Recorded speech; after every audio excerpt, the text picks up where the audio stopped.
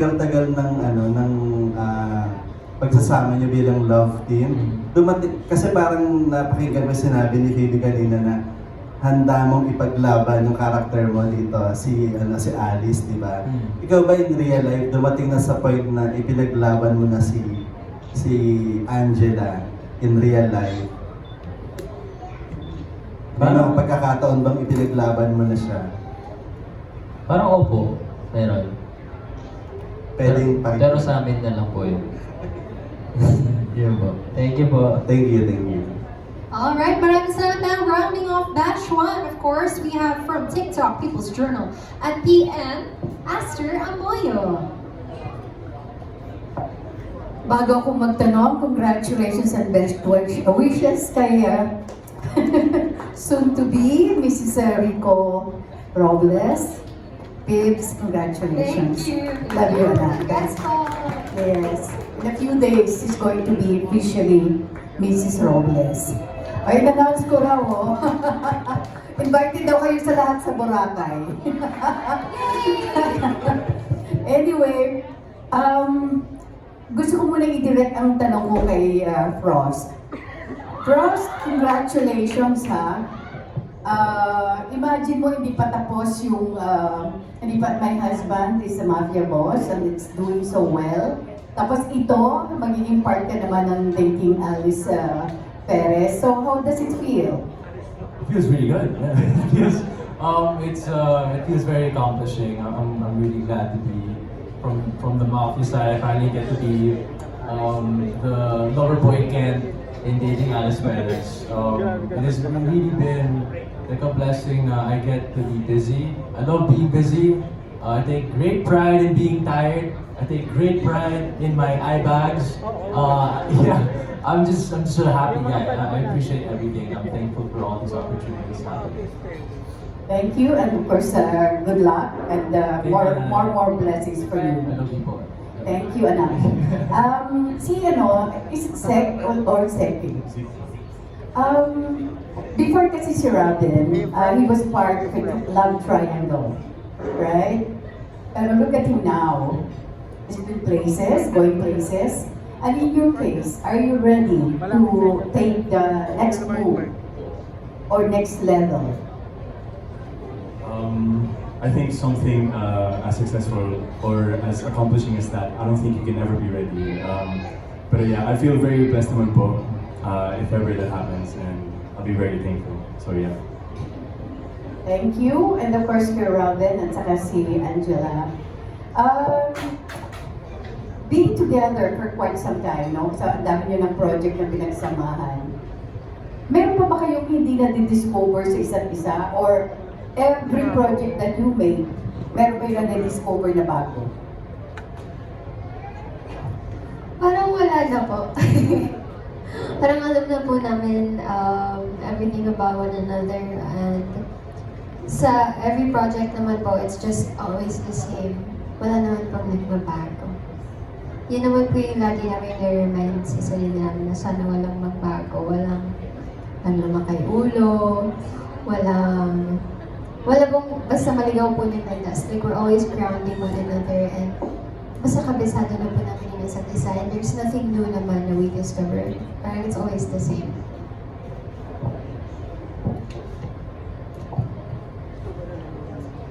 Parang wala na po, tita. Kasi parang gets na namin yung isa't isa. Yung parang pag tinignan niya ako, parang alam ko agad may kasalanan na ako. Pag tinignan ko siya, alam na niya agad. Yung parang naiintindihan na namin talaga yung isa't isa. Yan po. Nakatampuan pa ba kayo? Madalas po. So, paano kayo nagkakasundo muli? Paano nyo nasisettle yung tampuhan nyo? Ano po, tita, tinatanggap po namin agad na may kasalanan. Kung sino man yung may kasalanan, tapos siya dapat yung una magsusorry. Kasi hindi namin naayusin, hindi nagsusorry may kasalanan. Wow! Congratulations. Thank you, tita. Lastly, alam ko dapat dalawa lang, but I wanted to ask the rest of the cast. Yung respective characters nyo ba, may semblance or may semblance ba sa tunay yung buhay? Or merong pagkakahawig? Okay, this is to all the cast. Tita Aster? Yes, napaka-happy at we can also, Alright, share. let's start from this side and then going that way. Alright? Julian.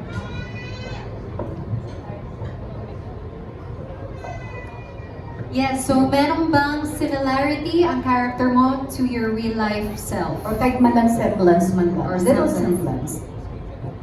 I find Christine and I's wardrobes be very similar po, so I didn't really find it hard to visualize who Christine is.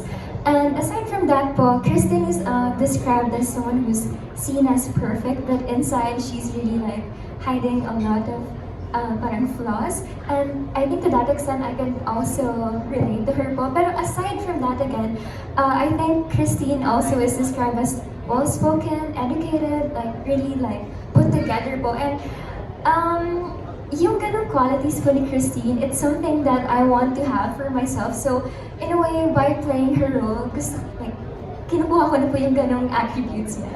Right. So yun po. Thank you. Hi, Tita Aster.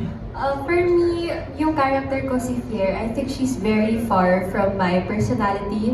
And actually, I aspire to be like her, be more like her, because she's very fierce. And despite her flaws, I think it takes guts to speak what's on your mind, shamelessly, and you're proud of it. And she's very well educated.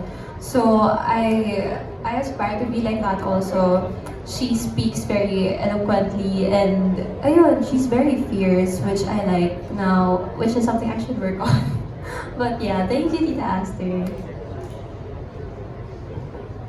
So the character I did was Dane Paris. And honestly, Dane Paris he gives off a character that's very moody teenager towards her siblings and sometimes her parents, which every teenager usually go through. But with the character of Dane Paris, he also had this side of very loving and caring brother, which I also can relate because I also have a sibling, and I always tell her if there has any mistakes or anything, because yeah, Dane Paris is really a loving and caring person, which I also give off to my own family. Thank you. Sa akin naman, more than the description na binigay ng book kay Topher, I added some depth to the character when I studied the character, when I did my character building. Parang nilagyan ko siya ng bit of backstory or bit of yung bakit siya umabot sa ganun, bakit siya ganun mag-act. So I related it sa personal experience ko. So with that, mas lalo kong na-relate yung character, mas lalo kong na-portray yung character as what's in my head. And at the same time, din yung vision din ni Direct and ni Attorney. So with that, I can say na relate talaga ako sa character. Especially yung pagkakulit niya, sometimes moody din, sometimes masungit. Pero yun, I can really relate to the character. Sa kabilang side, Dan. Si Shinbo kasi crybaby siya eh. He's very soft-hearted. I feel like I can resonate with him. Hindi, I mean kahit ano. Hindi, I mean madali po kasi ako umiyak. Parang naiiyak po ako, manood lang akong movie. I feel like he has also a lot of empathy towards people, and I also have the same. So I think that's my same kami. Ikaw rin.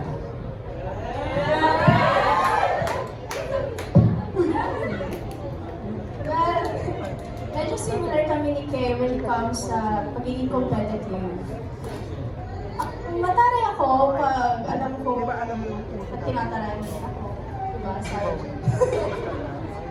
And may times din na pag gusto ko isang bagay, ginagawan ko talaga ng paraan. Pero kung hindi talaga para sa akin, nilalat ko for the sake of mag-grow ako itself. And then, ayun, medyo, parang din sa mga boys, like kay Drake, hindi kami same doon.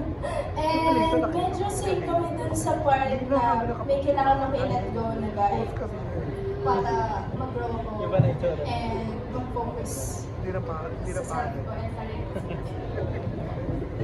For Ken po, I would say I always admired how he didn't take life seriously. And there's a lot of drama going on, but he still finds his way to be that jolly boy. And I can't say I have that much of a similarity with him, but I do have things that I want to take from Ken, which is that po.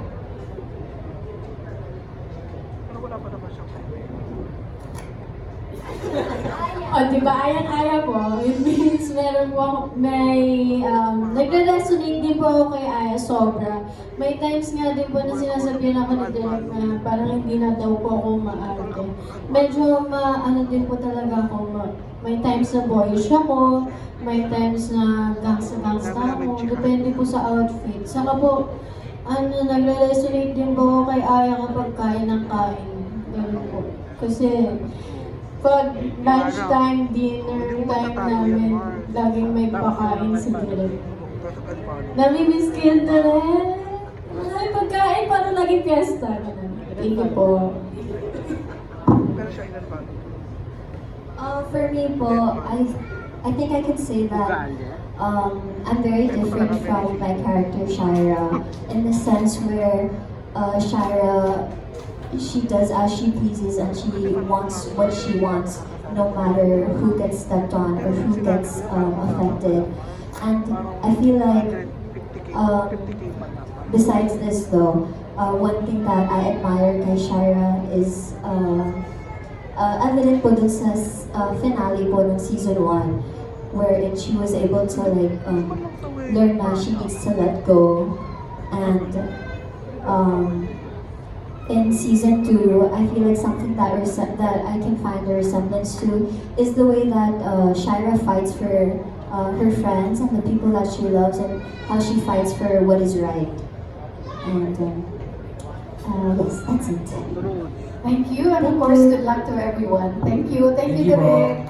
Alright, maraming salamat po, Tita Aster. Okay, ngayon naman, moving on to batch 2, we have Street Scooper, Naz Tabares, Jacob Manangan, Alan Policarpio, and Anarina TV as our last batch this evening. For now, pakinggan natin ang ating TikTok content creator, Street Scooper. Hi, congratulations. At sobrang masaya at kinikilig kami. Umuulan man sa labas pero umaapaw ng pagmamahal at excitement dito sa Viva Cafe. So looking forward kami sa series nyo. Question ko is for Robin. So nakikita namin talaga yung sobrang chemistry, yung pagmamahal nyo sa isa't isa ni Angela. And nabanggit mo nga kanina na sa pagkakarinig namin, sobrang parang hindi na talaga kailangan mag-worry. Yung sabi mo nga kay Zeke na kilala mo din naman si Zeke. So medyo parang hindi ka nag-worry when it comes to Angela. Pero sa kung saan man yan, meron pa rin bang mga pagkakataon na ikaw personally is nangangamba or kinakabahan ka na baka mamaya may napapakita ka ng iba na hindi magustuhan ni Angela, or simple as minsan nangangamba ka ba at meron ka bang binabantayan na hindi at dapat mong gawin para hindi sumama ang loob ni Angela? Parang wala po. Wala dahil hindi talaga po ako nangangamba. Kasi kilala na ako ni Angela at saka alam na po niya yung ugali ko kung paano ako. So hindi ko na kailangan mag-worry. And kung ano yung totoo ko, yun ipapakita ko sa kanya. Congratulations. Thank you. Alright. No more follow-up? Street Scooper, happy ka na doon? Yes. Okay. Hindi nag-worry, yun ang mahalaga. Alright, yun ang mahalaga. Huwag tayong mag-worry. Okay, ngayon pakinggan natin from Pelikula Mania. We have Naz Tabares. For Robin and Angela, kasi nag-work yung dynamic ng love ni Alice Perez and ni Drake, dahil parehong may red flags, no? Pero yun nga, misunderstood yung parehong characters. Pero para sa inyo, paano nyo i-justify yung red flags ng character? i-justify ko po yung red flags ni Alice. Meron! I think yung red flag ni Alice is during the second season, yung sa second book po na nalaman niya agad pero hindi niya sinabi. So, keeping to yourself pa rin, kahit alam mong dapat sinabi mo, is a red flag. So, I wouldn't justify that, pero for the sake of justifying it, ayaw niya lang masaktan yung other person. Kumbaga, iniisip niya kung ano yung mararamdaman niya if nalaman niya. And alam niya na kasi kung ano yung magiging reaction ng isa. Kaya, she's keeping it to herself kasi ginigauge niya pa kung dapat niya na bang sabihin or hindi pa. So, yun lang naman po. Ako ano po, yung iniwan niya si Alice nang hindi man lang niya sinasabi yung dahilan. Parang, kung totoo ka lalaki, bakit mo iiwan? Diba? Hindi mo kausapin mo. Totoo naman, pwede mo naman kausapin. Diba? Mas maayos niyo pa. Yun po. Paano may justify yung pag-iwan niya?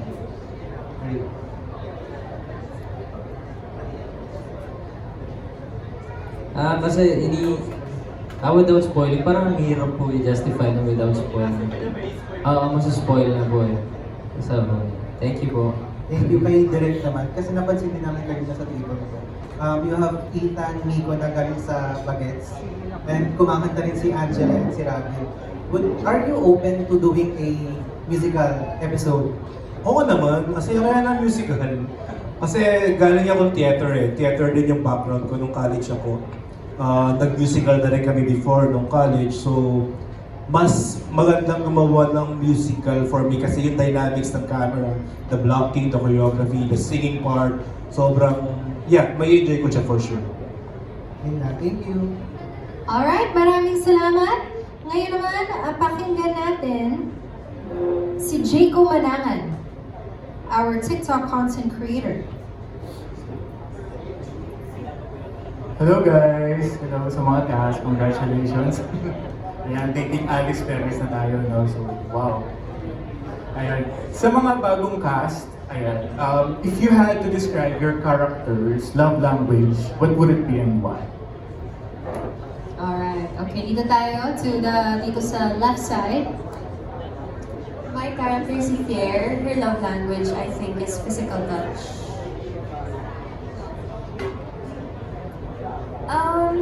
Well, I think based on Christine's character description and actions, I think it would be acts of service.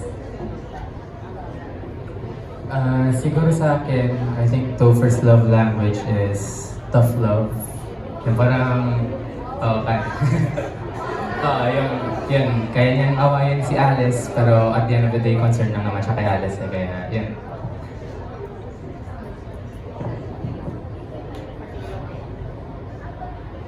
Gab, what about you? What's your character's love language? So there's gifts, time, words, service. I think yung sa akin is words of affirmation to Alice. They always advise Alice sa mga problems. And sa Rabjel, after 4 years ng character nyo, as Alice and Drake, may nagbago ba sa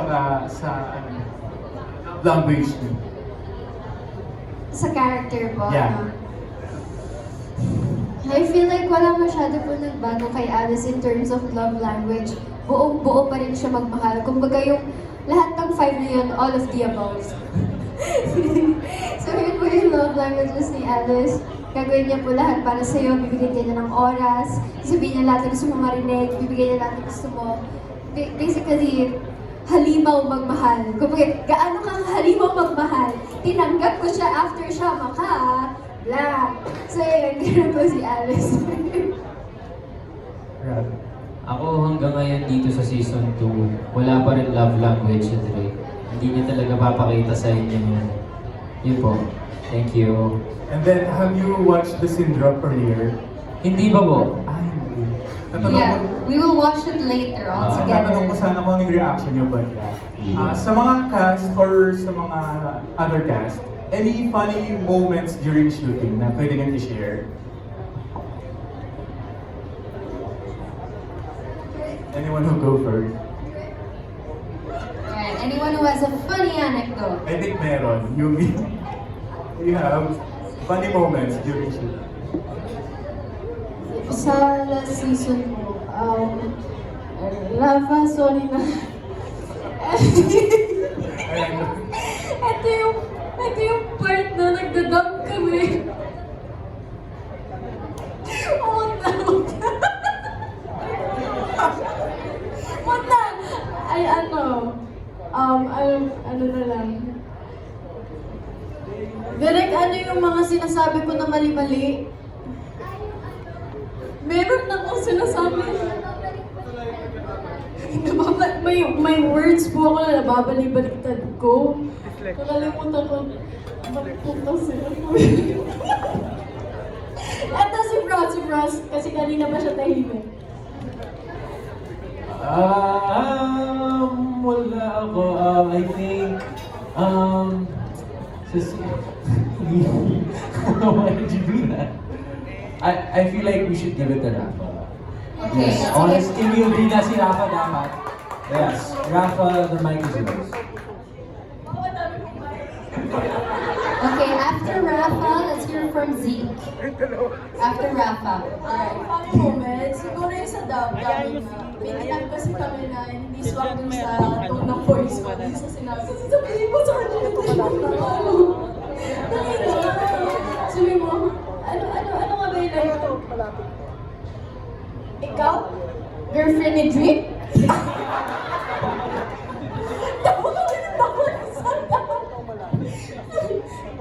Ikaw? Girlfriend ni Drip? Hanggang sa every shooting, sinasabi na namin yung kasama si director. Si Ethan, ay oo, ikaw! Ikaw nagsimula nun? Paano ba nagsimula yun? Ayun, nagsimula. Ayun mo. Nalimutan ko rin yun eh. Wow! Dali na! Ay, okay na daw po yan. Thank you po. How about Zeke? Sa akin naman po, so far, well, sa mismong eksena po siya, may mga, well, I'm gonna say this, ayoko na lang mag-spoil, pero may mga funny scenes po kasi kami ni Topher. And natatawa, di ba natatawa siya ngayon? Yeah, nakakatawa lang yung scene, so stay tuned for season 2. Can't wait for that. Congratulations, guys! Alright, maraming salamat. And we're now with our last TikTok content creator for the night, Anarina TV. Hello, good evening. And just for fun, kung si Jacob tinanong niya yung love language ng mga characters niya, ako mahilig ako sa pagkain. How will you compare naman yung character mo sa pagkain? Well, let's say ulam na lang para mas relatable para sa lahat. Sige, sa lahat ng cast. Okay, dito ulit tayo. O, doon naman tayo magsimula sige. para fair. Okay. Sarah Jo.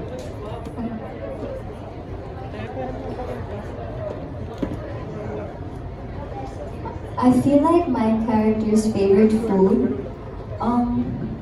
probably something like steak. Yeah, steak or like salmon. Okay. Aya's favorite food, parang lahat po. Kasi parang lahat kinakain ni Aya. Ay, maganda yun. Hindi ka picky. Yes, opo. Kahit nga po parang yung nagka-trending ngayon sa TikTok, yung sa sahig. Baka kaya niya pang kainin yung gano'n. Wow. Ayun lang naman po. Yes. Si Frost. I don't know about Kent. I think if Kent was a food, siguro happy meal siya. What? Oh, am I doing this wrong? Hindi ba wrong? Yes. Yes naman daw. Not favorite food. I think if he was a food. Yes. Yeah, if he was a food. Kung food yung Yes. character. I think he would be a happy meal. Wow. Yeah. Okay. That's nice. Siguro ang palaya. Bakit ang palaya? Hindi kasi sige. And ice cream siguro kasi content siya. Yes. Ako po cheesecake. Wow! Anong klase cheesecake? Red. Yung dulce de leche. Oh! Okay, okay. Basta something sweet. Kasi sweet siya. Ano yung cupcake? For me naman, may isang time kasi na gumawa ng bagels si Clip for Sai. So I would say na we're pretty similar naman. You know, I like bagels. Bumili lang ako siguro last month, so.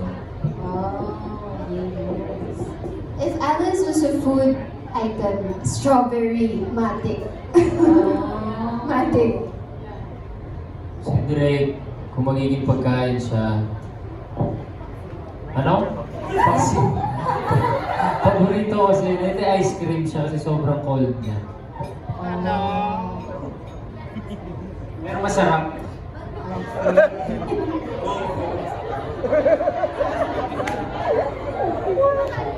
If Topher was a food, ano ba? Ang hirap ng tanong na to Maybe ano siguro,